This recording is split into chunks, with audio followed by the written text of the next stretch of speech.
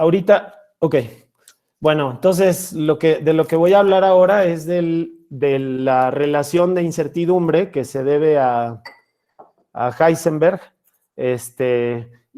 Pues como estaba a punto de decir hace un momentito, esa es una de las relaciones más importantes de la mecánica cuántica porque revela otra de las rarezas de la mecánica cuántica, que es que hay veces en que no puedo medir dos cosas al mismo tiempo sin que esto tenga un costo muy alto en incertidumbre en la medición.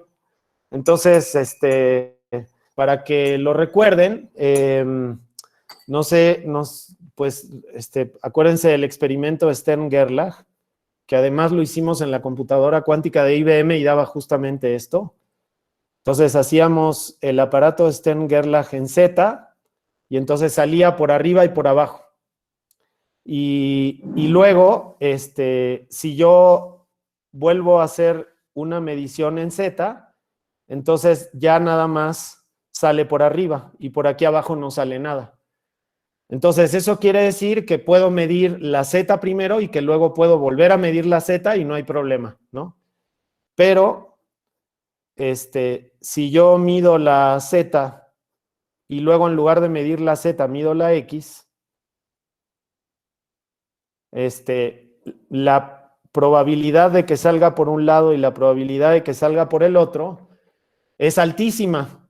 Y si se acuerdan, o sea, salen por arriba y por abajo. O sea que tengo la mitad de probabilidad de que salga por arriba y la mitad de probabilidad que salga por abajo. Y en la tarea ustedes resolvieron que en este caso la SZ al cuadrado era igual a H cuadrada sobre 4.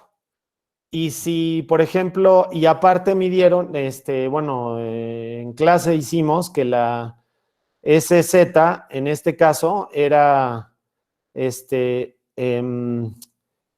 ¿cómo se llama? Era 0. Entonces, esto quiere decir que la SZ, acuérdense que la SZ es la delta SZ al cuadrado, la raíz de esto, ¿no? Y esto era la raíz de SZ al cuadrado, ¿no? Esto lo vimos en, bueno, en alguna de las clases pasadas. Pues esto obviamente da H barra sobre 2. O sea que eso quiere decir que la incertidumbre que voy a tener en la medición es muy alta. Y lo que pasa es que traté de medir SGZ primero y luego medí SGX. Entonces, como hice una medición y luego la otra, entonces algo pasa en la mecánica cuántica que no me deja ver qué es lo que sale, ¿no? Entonces, bueno, sí me deja ver qué es lo que sale. El problema es que no lo puedo ver con incertidumbre cero, ¿no? Y ese es uno de los puntos de partida de la mecánica clásica, ¿no? Que yo todo lo puedo medir con cero incertidumbre, ¿no? Que si yo logro mejorar mi instrumento de medición, va a tener la precisión que se me dé la gana. Y la mecánica cuántica me dice, no, estás mal. Vas a tener una incertidumbre, aunque tu aparato sea maravilloso, vas a tener incertidumbre, ¿no? Y eso no es culpa del aparato, es culpa de la naturaleza que se porta así, ¿no? Bueno, y entonces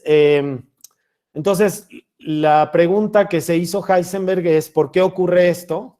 Y resulta que, fíjense que es muy sospechoso que si miden SGZ y SGZ, la incertidumbre es cero, pero si miden SGZ primero y luego SGX, la incertidumbre es muy alta. Y si recuerdan en clases pasadas, bueno, yo les comenté, aunque no lo hemos demostrado, pero hoy lo vamos a hacer, que justamente esto viene de que el momento angular en X y el momento angular en Y no conmutan, o sea que esto me da algo que es diferente de cero, ¿no? Y relacionado con el experimento de Stern-Gerlach que acabamos de ver hace un momentito, es en particular ese experimento que hice con con X y con Z, es que si hago Z con X, acuérdense que este lo paso para adelante, y entonces me da IHJY. El problema que tengo es que esto no conmuta, y como no conmuta, entonces la medición de las dos cosas simultáneas me produce incertidumbre, ¿ok? Entonces lo que vamos a ver ahorita es qué ocurre, o sea, de dónde vamos a hacer el cálculo de cómo determinar cuánto vale esa incertidumbre, nada más sabiendo cuánto valen, o sea, nada más conociendo el conmutador, ¿no? Entonces, pues aquí ustedes tienen un ejemplo de dos operadores que no conmutan, ¿no? Y aparte tienen el ejemplo de dos operadores que sí conmutan, ¿no? Acuérdense que J cuadrada y JZ conmuta. Y aparte, obviamente, cualquier operador, el que sea, conmuta consigo mismo, ¿no? Esta es otra cosa que vimos en clases pasadas, que un operador con sí mismo obviamente conmuta, porque no importa si lo multiplico por adelante o por atrás, siempre me da lo mismo, ¿no? Bueno, entonces vamos a empezar por suponer que tengo dos operadores, A y B, ¿ok? O sea, A podría ser JX y B podría ser JY, por ejemplo. Y vamos a suponer que el conmutador de estos operadores me da un tercer conmutador, que es IC. O me da un tercer operador, que es I por C. O sea, por ejemplo, en este caso, A podría ser JX, B podría ser JY, y C podría ser H barra JZ, ¿no? Es nada más para darles un ejemplo. Entonces, estoy suponiendo, en este caso, que el conmutador de estos dos operadores me da un tercer operador que no importa mucho cuál es. Bueno, entonces voy a pasar por, voy a empezar por demostrar que, bueno, esto no lo voy a demostrar, esta se llama la desigualdad de Schwartz, creo que se ve en complementos de matemáticas o algo así, pero ahorita o sea, obviamente no se ve así, pero ahorita les voy a decir qué quiere decir la desigualdad de Schwartz y van a ver que es bastante obvia. Entonces, esta de aquí se llama la desigualdad de Schwartz. Y la estoy haciendo para dos estados, alfa y beta, ¿no? Entonces, estoy suponiendo que hay un estado alfa y que hay un estado beta. Fíjense que de antemano estoy suponiendo que no necesariamente estos estados están normalizados, porque si yo supusiera que están normalizados, entonces esto sería 1 y esto sería 1, ¿ok? Entonces, acuérdense que puede haber un estado que no esté normalizado, ¿no? Nosotros siempre tratamos de que nuestras bases estén normalizadas porque son más cómodas así, pero eso no quiere decir que todos los estados con los que se vayan a encontrar en la vida estén normalizados. Entonces, en particular, este no está normalizado y este tampoco, y por eso los dejaron así. Y luego, este estado de aquí, el alfa y el beta, no necesariamente son ortogonales. Entonces, eso también, o sea, dos estados no necesariamente son ortogonales, ¿no? Por ejemplo, un ejemplo de dos estados que no son ortogonales es más X y más Y, ¿no? Ustedes hagan esto y van a ver que esto no da 0, ¿no? Da 1 sobre raíz de 2 o sí, da 1 sobre raíz de 2. Entonces, no, da otra cosa, pero no importa. La cosa es que da diferente de 0, ¿no? Entonces, ahí tienen un ejemplo de un estado, un producto de dos vectores que no da 0. Bueno, ¿qué quiere decir la desigualdad de Schwartz? Bueno, si ustedes esto lo escriben en vectores, acuérdense que este es un vector y este es un vector y este es un vector y este también. Entonces, ¿qué quiere decir la desigualdad de Schwartz? Pues muy simple, quiere decir que si ustedes hacen el vector A punto el vector A y luego hacen el vector B punto el vector B, entonces lo que les dé, que obviamente es el cuadrado de la magnitud de A por el cuadrado de la magnitud de B, tiene que forzosamente ser mayor o igual que A punto B al cuadrado. ¿Por qué? Porque, fíjense, si el vector A y el vector B son paralelos, por ejemplo, o antiparalelos, no importa, pero vamos a dibujar los paralelos. Imagínense que este es A y este es B. Entonces, si A y B son paralelos, entonces A punto B es igual a la magnitud de A por la magnitud de B. Entonces, lo que me queda de este lado es A cuadrada por B cuadrada, si son paralelos. Y luego de este lado lo que me queda es A cuadrada y B cuadrada, ¿no? Entonces, A cuadrada y B cuadrada es mayor o igual que A cuadrada por B cuadrada. Ahí está. Ese es el caso en el que son iguales. Pero también puede pasar que A y B no sean paralelos. Por ejemplo, en este caso, imagínense que este es A y este es B y que no son paralelos, ¿no?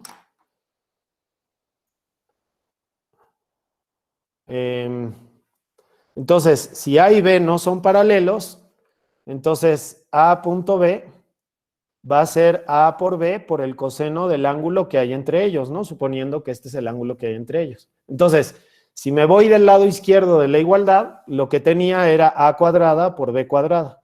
Y del lado derecho de la igualdad tengo mayor o igual a A cuadrada por B cuadrada por el coseno al cuadrado de teta. Y esto es cierto porque si el ángulo teta es, por ejemplo, pi cuartos, entonces coseno de teta es raíz de 2. Entonces, A cuadrada por B cuadrada sobre raíz de 2 al cuadrado es A cuadrada B cuadrada sobre 2. Entonces, este es mayor que este. Si se fijan, la cosa es que esto siempre está modulado por un coseno de teta, que es una función que está entre 0 y 1, ¿no? Porque está al cuadrado. Entonces, forzosamente lo de la derecha tiene que ser menor que lo de la izquierda. Eso es lo que quiere decir la desigualdad de Schwartz. Bueno, entonces, parto de la desigualdad de Schwartz y entonces voy a suponer, ese es mi punto de partida. Ahorita van a ver por qué lo hago. No sé si lo han notado, pero muchas de las demostraciones de la mecánica cuántica, al principio uno no sabe bien por qué está haciendo las cosas, se entera uno hasta el final, ¿no? Bueno, y lo que pasa, pues es que estas demostraciones fueron hechas por personas muy listas que son capaces de ver unos cuantos pasos adelante de un cálculo y entonces por eso saben de antemano más o menos lo que va a salir. Y para los que estamos aprendiendo, pues lo importante es que hagamos estas demostraciones, aunque no entendamos al principio qué es lo que estamos haciendo, porque a la larga esto nos va a dar la habilidad de ver unos cuantos pasos antes, ¿no? Bueno, entonces, alfa, voy a definir este estado, ¿se acuerdan? Tenía la desigualdad de Schwartz, que era alfa por beta, beta, mayor o igual que alfa, beta, al cuadrado. Esta es la desigualdad de Schwartz, entonces voy a utilizarla, pero voy a utilizarla de manera mañosa con estos estados, A menos A, ¿ok? Entonces, por un estado psi, que quién sabe cuál es, y beta, que es igual a B, que es otro operador. ¿Se acuerdan que habíamos dicho que habían dos operadores, uno A y uno B, y que no conmutaban? Entonces, es lo que estamos haciendo aquí. Estamos usando esos operadores para hacer este cálculo. Bueno, fíjense que aquí, aunque no sepamos bien hacia dónde vamos, una cosa que sí vemos es que esta cantidad de aquí está relacionada a la incertidumbre, porque lo que me dice es qué tan lejos de la media está el valor de este operador, ¿no? Bueno, entonces, vamos a calcular el valor promedio de A, y obviamente esto no es otra cosa más que psi por A por psi, ¿no? Acuérdense que si yo quería calcular el valor medio o el valor esperado de un operador, lo que tenía que hacer era esto, ¿no? Acuérdense, eso lo hicimos con JZ, ¿no? Que, por ejemplo, nos preguntábamos cuánto valía JZ más Z, ¿no? Más Z, y eso nos da el valor que esperamos obtener en el experimento de Stern-Gerlach, y por eso se llama valor esperado. Entonces, este es el valor esperado de A. Entonces, pueden pensar en esto si quieren, nada más que tomen en cuenta que este estado puede, en principio, ser cualquier cosa. Bueno, y de la misma manera, el valor esperado de B es igual a psi por B por psi. ¿Ok? Entonces ya tengo los valores esperados de las dos cosas. Bueno, y obviamente, si yo supongo que esos dos operadores son hermitianos, entonces si yo hago alfa por alfa, esto es alfa por, entonces tengo que sacarle el adjunto a este, y eso es A daga menos A, y este es real, entonces no le pasa nada cuando lo conjugo, y esto, perdón, entonces aquí tengo esta rayita de aquí, ¿no? Perdón, esto es psi, ¿no? Porque este es alfa, entonces lo único que hago es voltearlo.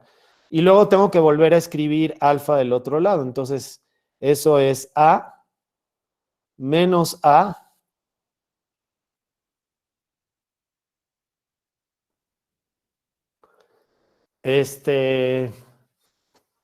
bueno, y como este es un operador hermitiano, entonces es igual a su adjunto, y entonces básicamente lo que me queda aquí es el cuadrado de esta cosa. Y recuerden ustedes que habíamos demostrado que justamente el cuadrado de esta cosa es la incertidumbre, ¿no? Bueno, esto es la psi por delta A por psi, pero al cuadrado, ¿no? Y esto lo puedo escribir como,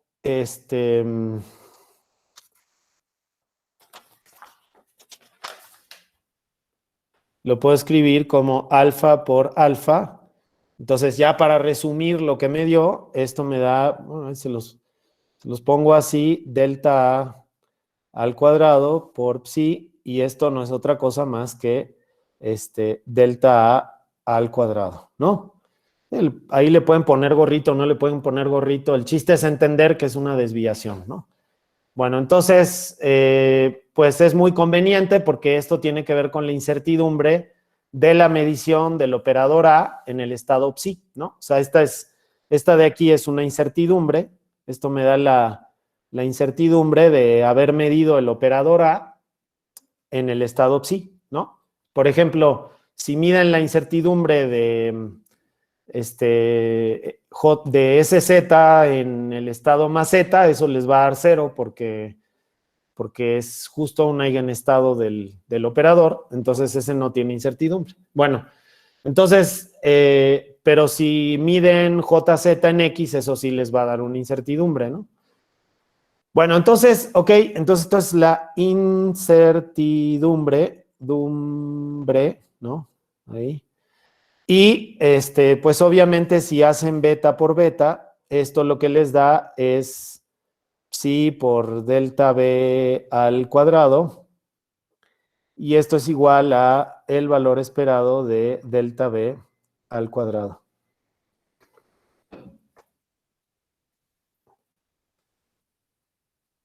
Bueno, ok, entonces ya tengo dos de las cosas que van en la desigualdad de Schwartz. Si se fijan, tengo delta A al cuadrado y delta B al cuadrado, ¿no? Entonces, o sea que está padre porque alfa alfa tiene que ver con la incertidumbre del operador A, y beta beta tiene que ver con la incertidumbre del operador B. Entonces, está padre porque voy a obtener una desigualdad para para las incertidumbres de los operadores. Bueno, entonces ahora, fíjense que en la desigualdad de Schwartz también estaba alfa beta, ¿no? Entonces tengo que calcular esta cosa. Entonces vamos a calcularla. Entonces es psi.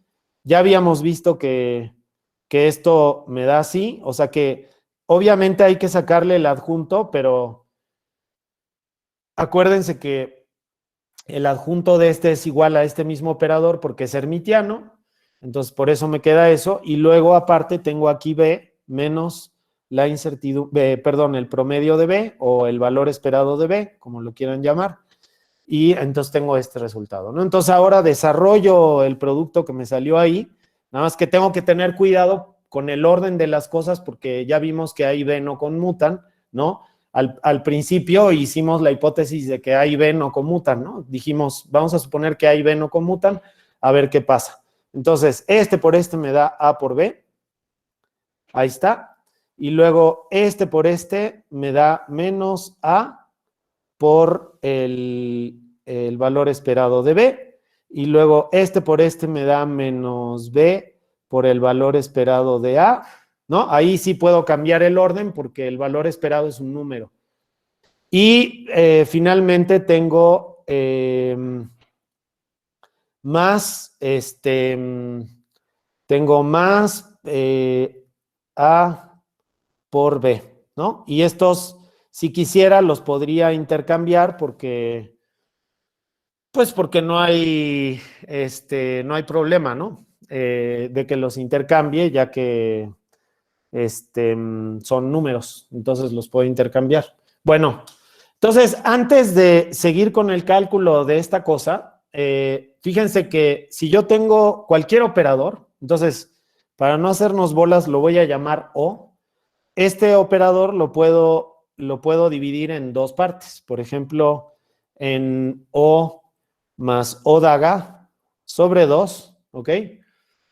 Más O menos O daga sobre 2. Porque cuando sume estos dos, si se fijan, este con este se cancela. Entonces me queda O sobre 2 más O sobre 2. Y entonces simplemente escribí de manera más desarrollada esta cosa. Bueno, ahora fíjense que a este operador, si yo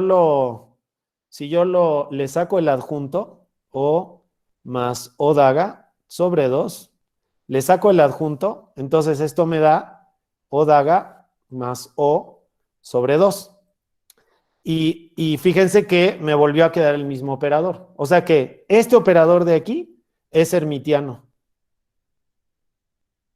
Este es hermitiano, porque si le saco el adjunto, me vuelve a dar el mismo. Y este operador de aquí no es hermitiano, es un, ahorita les digo cómo se llama, pero no es hermitiano.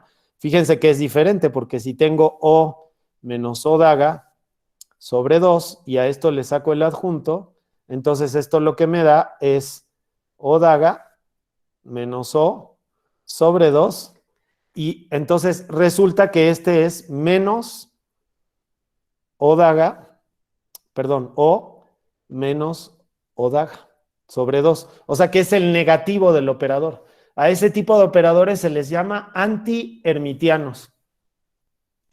Y se les llama así, digo, pero uno no necesita saber el nombre para entenderlos. Nada más fíjense que, o sea, cada uno se comporta de manera radicalmente diferente, ¿no? Y una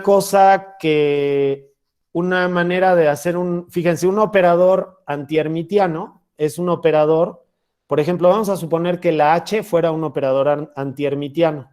Entonces, eso quiere decir esto, o también así, ¿no? Obviamente. O sea, cualquiera de los dos. Vamos a suponer que este es antiermitiano.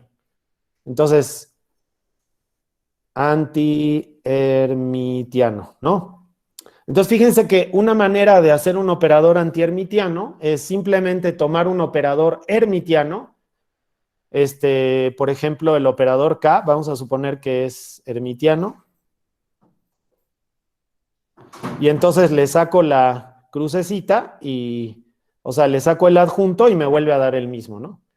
Pero si yo, en lugar de usar este operador, lo multiplico por I y le saco el adjunto a todo esto, entonces esto me da menos I por K y esto me da menos I por K, porque este de aquí es hermitiano. Entonces, si se fijan, si K es hermitiano, IK es antihermitiano. Entonces, eso quiere decir que el operador O más O daga sobre 2 lo puedo escribir como si fuera un operador hermitiano y déjenme ponerle un 2, pero este es hermitiano. Hermitiano. Y lo más, bueno, y el operador O menos O daga, que es antiermitiano, lo puedo escribir como si fuera I por G sobre 2, porque este es antiermitiano, ¿ok? Entonces, ¿quién sabe quién es F? Bueno, F es la suma de estos dos y la G es la suma de estos dos, ¿ok? Van a ver que ahorita eso va a ser irrelevante, ¿no? Entonces, vamos a suponer que en el cálculo que acabo de hacer hace un momentito, que es este de aquí, ¿no? O sea, es esta cosa de aquí, eh, yo voy a partir de la idea que O menos O daga es igual a por B. Fíjense que el conmutador de AB tiene que ser antiermitiano, porque si yo volteo los operadores, ya hemos visto que al cambiar de orden los operadores, se me agrega un signo en el conmutador, ¿no? Hay un signo que, bueno, ahorita lo vemos, nada más para que lo chequen, y esto es igual a I por C, que es lo que habíamos dicho al principio. Vamos a suponer que tenemos dos operadores cuyo conmutador me da un tercer operador que no sé lo que es, ¿no? Y como estos dos estoy suponiendo que son hermitianos, entonces este de aquí, todo esto tiene que ser antihermitiano, o sea que C tiene que ser hermitiano, ¿ok? De todo lo que acabo de decir aquí arriba. Bueno, miren, suena como un trabalenguas, pero en realidad es muy simple, pues. O sea, si el operador es anti-hermitiano, quiere decir que lo puedo escribir como I por un operador hermitiano, ¿no? Eso es lo que demostré aquí arriba. Bueno, miren, déjenme mostrarles que si yo hago A, B, y estos son operadores hermitianos, y a esto le saco el adjunto, entonces simplemente hay un cambio de signo, ¿no? Entonces esto es A por B por B por A. Y ahora le saco el adjunto. Y entonces este se convierte en B por A. Acuérdense que las cosas cambian de orden cuando uno saca el adjunto. Entonces esto se convierte en B por A, adjunto, adjunto, menos A por B, adjunto, adjunto, pero estos dos de aquí, acuérdense que son hermitianos, entonces esto es simplemente B por A menos A por B. Y si se fijan, esto es el negativo de esto. Entonces, quiere decir que esto es menos el conmutador de A con B. ¿Ok? Bueno, estas cosas parecen muy sofisticadas, pero si ustedes las hacen en su casa una vez, se van a dar cuenta de que no tienen nada de difícil. Es nada más checar lo único que es nuevo a esto entre las matemáticas que conocen y esto es que el orden de las cosas es importante, ¿no? Y eso ya lo sabían con las matrices, entonces tampoco es tan novedoso, ¿no? Bueno, entonces, o sea, no digo que no les cueste trabajo, obviamente cuesta trabajo aprender estas cosas, pero bueno, pero estamos en eso, ¿no? Entonces, eso, fíjense que entonces lo que estoy diciendo es que de aquellos dos operadores F y G que teníamos hace un rato, ¿no? ¿Se acuerdan que F yo lo había definido como O daga más O? Esto lo había escrito así, pero al revés, ¿no? Entonces de aquí, pues es obvio que F es igual a O más O daga, ¿no? O daga más O, como ustedes quieran. Y el operador G, obviamente lo tengo que definir entonces como I por O menos O daga, ¿ok? Y entonces, fíjense que si le saco el adjunto, entonces me vuelve a dar otra vez G, ¿no? Ahí, vamos a hacerlo para que lo vean. Le saco el adjunto, entonces me da menos I por O daga menos O, Y entonces si este i lo absorbo aquí adentro, entonces, el menos lo absorbo aquí adentro, entonces me queda o menos o daga, ¿no? Y me vuelve a quedar g. Entonces, g es un operador hermitiano, ¿ven? Entonces, es importante que jueguen un poquito con estas relaciones para que se acostumbren a ellas. Y entonces, ahora quiero hacer lo siguiente. Entonces, acuérdense que hace un momentito calculé alfa por beta y me había salido que esto tenía A por B menos un montón de cosas más. Bueno, entonces ahora lo que quiero es justamente que este operador O sea igual a menos A por B menos B. ¿Ok? Quiero que sea eso, que era lo que estaba dentro de, pues si ustedes recuerdan, acuérdense que era alfa por beta, era justamente el valor esperado de esta cosa de aquí, que es como una especie de incertidumbre, aunque no sabemos bien qué es. Ahorita van a ver con qué está relacionado esto, pero pues era esto. Entonces, por eso definí este operador así. Menos B. Y esto por sí. No, no, estos se los recuerdo, estaban en unas hojas atrás. Y entonces, si yo tengo este alfa por B, fíjense que, y tenía, a ver, déjenme mostrarles dónde estaba, era esto, ¿no? Esto de aquí, ya desarrollado. Entonces déjenme, se los muestro aquí. Y ahora fíjense que si a O daga, que es justo esto, pero al revés, o sea que es A menos A por B menos B, y todo esto le saco el adjunto. Entonces acuérdense que tengo que cambiar de orden las cosas en primer lugar, y luego acordarme de que la B es hermitiana, entonces no le pasa nada. Y A menos A. ¿Ok? Entonces, O es esto y O daga, pues es lo mismo, pero escrito al revés. Entonces, fíjense que si yo hago O menos O daga, ¿se acuerdan que era pues básicamente está relacionado con esta G de aquí? Fíjense que lo único que cambia, a ver dónde tengo la hojita de eso. Pues está aquí, ¿no? Esto es alfa por beta, que es A por B. Pero si yo ahora lo hago al revés, entonces me va a quedar en lugar de de A por B, me va a quedar B por A. Entonces, si lo resto, fíjense, es una talacha muy simple, pero un poquito larga. Entonces me queda A por B, ¿no? Estoy haciendo primero O, que es A por B,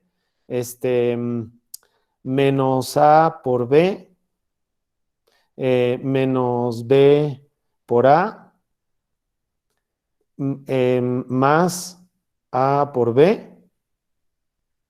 Y ahora a esto le resto O daga, que es justamente este de aquí. Entonces eso es, pues, B por A, pero el siguiente no cambia, ¿no? Es menos A por B, que es este por este, y luego menos B por A, que es este por este. O sea, este por este me da A por B, y este por este me da B por A, ¿no? Este por este. Y finalmente más A por B también. Y si se fijan, esto se muere, esto se muere, esto se muere. Y lo único que me queda es A por B menos B por A. ¿Ok? Entonces, ya ahí como que se perfila algo interesante porque ya vi que el valor esperado de ese estado pues está relacionado con un conmutador. Entonces, si yo saco, entonces, este resultado que tengo aquí lo puedo, bueno, es esto, ¿no? Entonces lo puedo reescribir como O menos O daga es igual a por B menos B por A.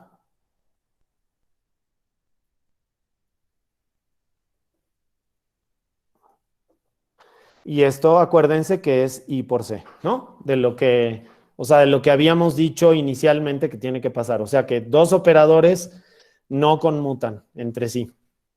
Bueno, entonces, si ahora estas ideas las sustituyo adentro de lo que ya tenía para la alfa beta, ¿no? ¿Se acuerdan? La alfa beta justamente era psi por O más O daga, de la definición que tengo ahí. Perdón, es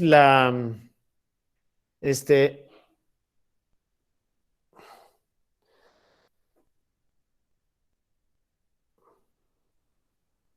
¿no? Acuérdense que básicamente esto de aquí es O, ¿no? Y O era justamente A por menos A por etcétera, etcétera. Entonces, este operador es, habíamos dicho que es hermitiano. Entonces, este lo puedo escribir como psi por F por psi sobre 2. Y este de aquí, habíamos dicho que es menos hermitiano, que es antiermitiano. Entonces, lo escribo como I sobre 2 por psi por G por psi. Y entonces, si ahora yo hago alfa por beta al cuadrado, que es lo que tenía en la desigualdad de Schwartz, entonces, como este número es real y este número es real, todo este número es un número complejo, en donde esta es la parte real y esta es la parte imaginaria. Entonces, finalmente lo que me queda es que esto es psi por F por psi sobre 4 y esto al cuadrado. Y si quieren le pueden poner así, porque de todos modos da lo mismo, es un número real. Más, acuérdense que la norma de un número complejo es la parte real al cuadrado más la parte imaginaria al cuadrado, ¿no? Entonces, pues es lo único que estoy haciendo aquí, ¿no? Estoy sacando la parte real y la parte imaginaria, y aquí tengo un 4. Y esto de aquí, obviamente, esta cosa de aquí es un número completamente, es un número positivo, o sea, es un número mayor o igual que cero, pero una cosa que también puedo decir es que este número de aquí es, a ver, nada más déjenme ver cuál, fíjense que esta F de aquí les recuerdo, es el O más O, y el O menos O daga es esta cosa que tengo aquí, ¿no? Este es justamente la IC, esta es el operador, aquí estaba el operador IC del conmutador que tenemos aquí arriba. Entonces, este número que me salió aquí es forzosamente mayor o igual que esto. La primera vez que hice el cálculo me costó muchísimo trabajo entenderlo y es una tontería, pues. A ver, ¿alguien me puede explicar por qué esto es cierto? Es una tontería, pues, pero ¿por qué esto de aquí es cierto? O sea, ¿cómo pude hacer para quitar esta de aquí?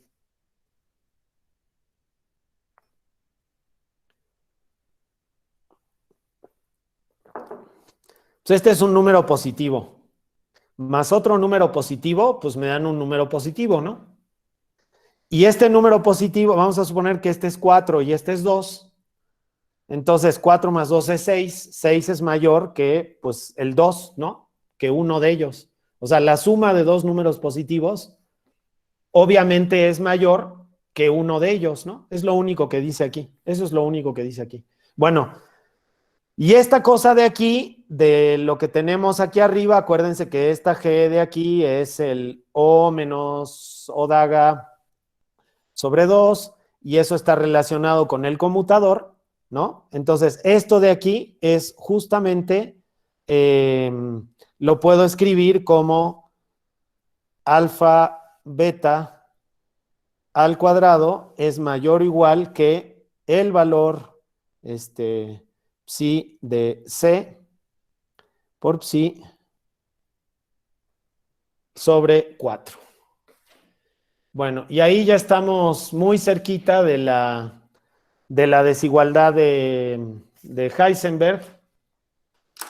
Pues sí, está difícil, ¿no? Pero bueno, al cuate le dieron el premio Nobel. Pues obviamente los premios, nada más el premio Nobel de la Paz, ese se lo dan casi a cualquiera, pero el premio Nobel de Física no se lo dan a cualquiera, entonces, pues sí está difícil la deducción, pero pues imagínense que al cuate le dieron el premio Nobel, ¿no? Entonces, me regreso a lo que tenía hace un rato. Les recuerdo, la desigualdad de Schwartz era alfa, alfa por beta, beta, y esto resulta que es mayor o igual que alfa, beta al cuadrado, y esta alfa, beta que tengo aquí al cuadrado es mayor o igual que esta C, ¿no?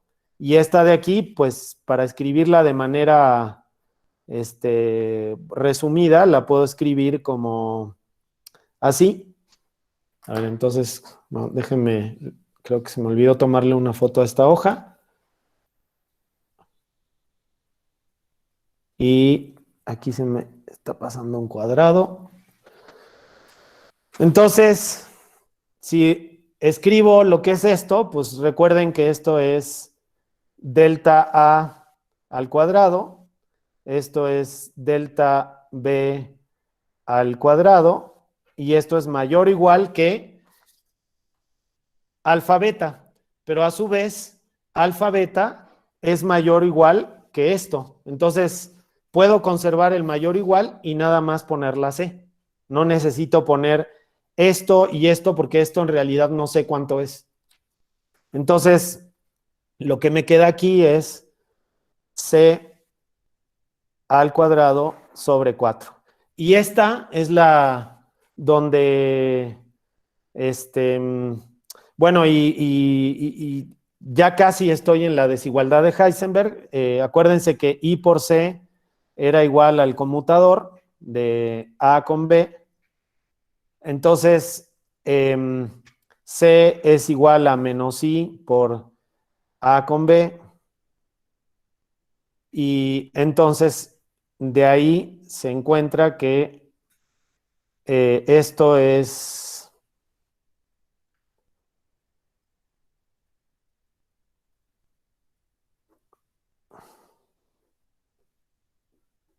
Y si se fijan, la letra I, la I que tengo aquí, o sea, no se la puse porque como estoy sacando este cuadrado y esta I no es otra, es un E a la I pi medios, no, perdón, es un E a la I, sí es un E a la menos I pi medios, perdón. Entonces, como es una fase, cuando lo multiplique por su complejo conjugado, va a desaparecer y puedo dejar esto así. Bueno, y esta es la relación de desigualdad de Heisenberg. Esta es la relación de desigualdad de Heisenberg. Entonces, lo que sigue es que hagamos un ejemplo con esta, a menos de que tengan alguna duda ahorita. Entonces, a ver, ¿alguna duda?